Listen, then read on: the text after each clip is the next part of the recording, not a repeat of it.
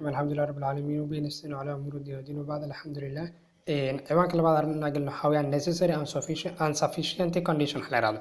necessary and sufficient condition marka waxa loo soo gaabiyaa iyada marka nask waxa loo soo gaabiyaa nask loo soo gaabiyaa marka yani naski asaga marka muxuu sheegaa marka naski wuxuu sheegaa kaliya yani waxa loo kala go'aamiyaa mas'alada inay tahay exact differential equation iyo non exact inay tahay okay waxa loo kala go'aamiyaa exact inay tahay iyo non exact inay tahay it means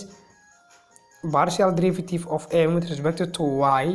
waa inay la ekaataa partial derivative of n with respect to x intaas marka waxa loo yaqaanaa marka naski amba yani necessary and sufficient condition waxa loo yaqaanaa marka waxa kale oo qori kartaa m y small waxay ku lamid tahay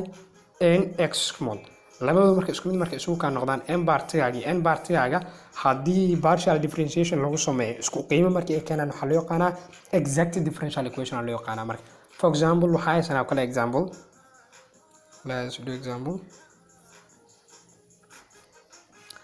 waxa ay sanaa kale 3x square y square plus 4xy cube whole dx plus 2yx cube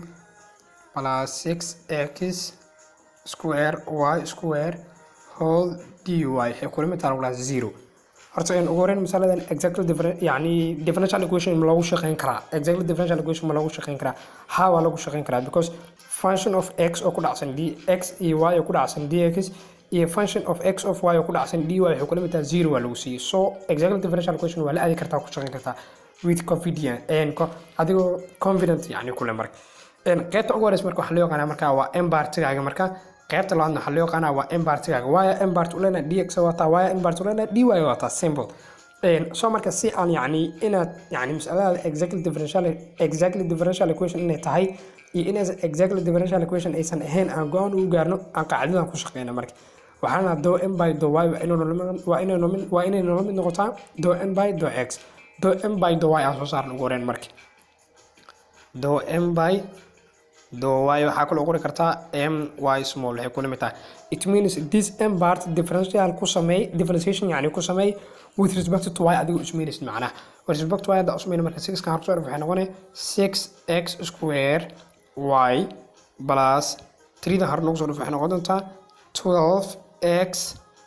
y square qaybta yani my intaas noogu soo baxday do n by do x idan fiirna marka oo ku lamida n sub x okay this part with respect to x idan aan dirso fikrana marka 3 dan marka idan hor soo dhufanayna yani si loo sameeyo with respect to x maadaama aan u dirso fikrana 3 hor noogu soo garaa marka noqon doontaa 6x square y plus labadan hor noogu soo garaa iyadana waxay noqon doontaa 12x y square maadaama marka mas'alada do m by do y daada iyo do n by do x kaaga ee isku mid ay yihiin 6x square y plus 12x y square 12x y square mas'alada marka waxa loo yaqaanaa marka waxa weeyaan exactly differential equation waa jirtaa marka waxa weeyaan exactly differential equation waa marka exactly differential equation marka noqoto marka sidee loo xaliyaa marka mas'alada marka sidee loo xaliyaa marka leena it means sidee mas'alada asalkeeda loogu celiyaa waxana marka waa mdx m part oo yani y-daada constant laga dhigaayo waxaan ku dareynaa integration of n free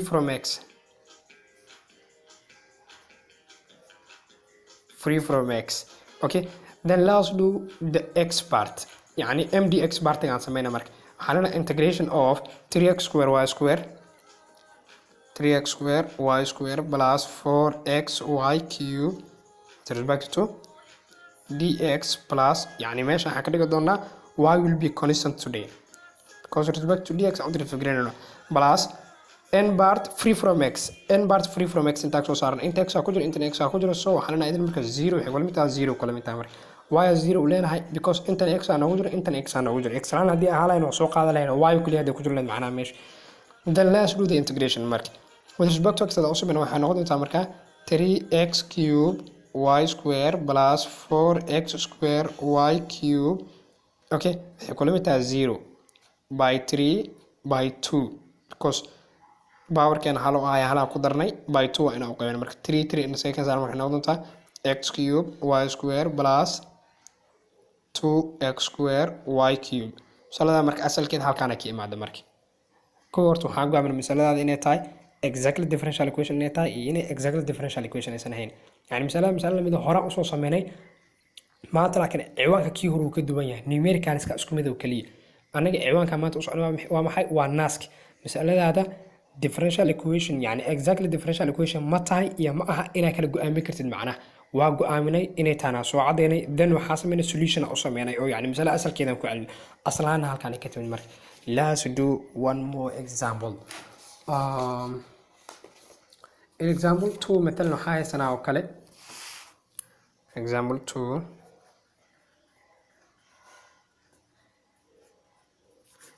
qalinka aan laga bedelo ku dadaalna kale example 2 we have like y square e power x y square plus 4x cube dx plus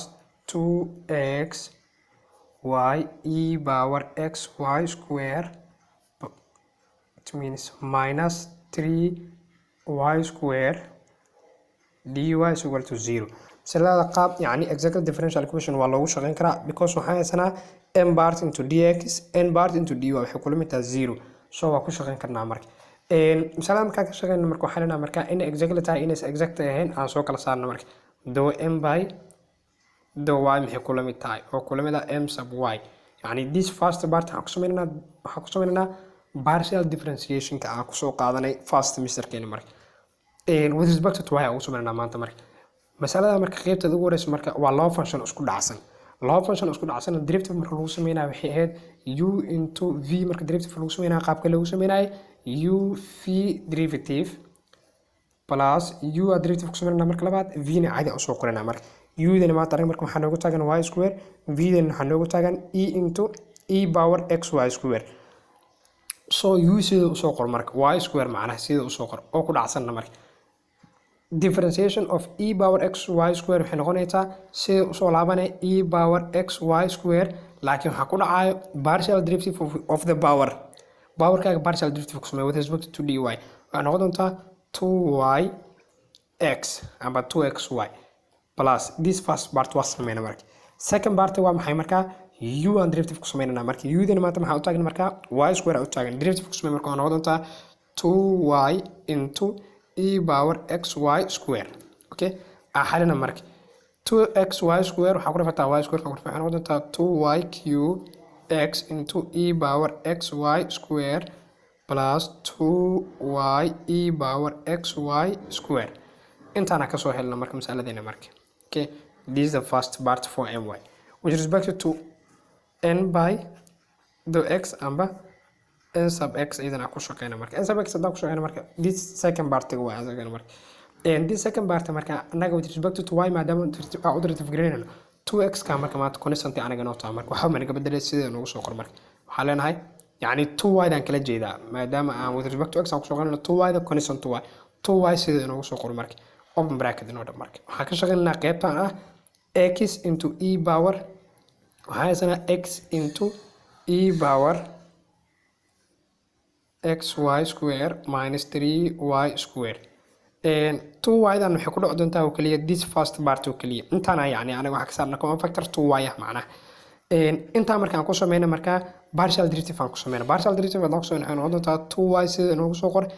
x into e power y same like u into v isku dhacsan macnaha waxaan ku sameynaa u into v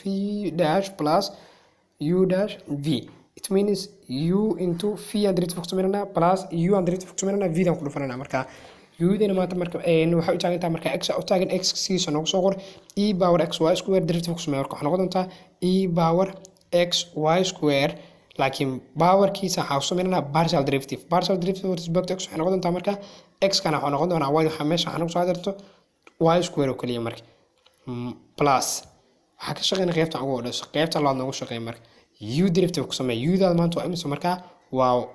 x ka derivative da ku sameeyo waxaa noqon doontaa 1 oo kaliya 1 oo ku dhacsan v daadna waa imisa waa e power x y square okay minus 3y square ka marka haddii aad derivative da ku sameeyna idan marka waxaa noogu haari doonto 0 noqon doontaa because with respect to x aan ugu derivative gelinayna marka waxay noqon doontaa 0 noqon doontaa same like that 4x cubic aan ka soo tag idin marka 0 noqon doontaa wax macna ma noo sameyn doonto because with respect to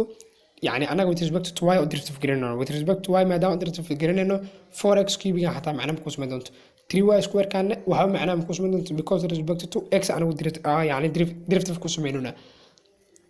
2y square marka gudaha ku soo garaac marka yani waxay ka dhaxaysaa 2y square ta qaybtan ugu horeysa ka dhaxaysaa marka oh I mean kulligood ay ka wada dhaxaysaa macnaha because kan ugu dambeeyo naga wada baxay waxa la marka 2y cube y square iyo y isku garaac y cube x e power xy square plus 2y gudaha sadal ku garaac 2y e power xy square 2 power e power xy square so marka do m by do x kaaga iyo do m by do y waa isku mid marka because 2y cube x 2y cube x e power xy square e power xy square plus 2y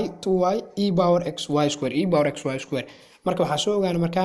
my daada inay kula mid tahay nx kaaga marka my daada inay kula mid tahay nx kaaga inay kula mid tahay marka siyaa marka yani misaaladan u dhamaystirna marka waa inaan sameynaa marka solution waa inaan sameynaa maanta marka maadaama exact ay inoo tahay marka waa maxay mdx y daadana waxay noqon doontaa constant plus n dy not containing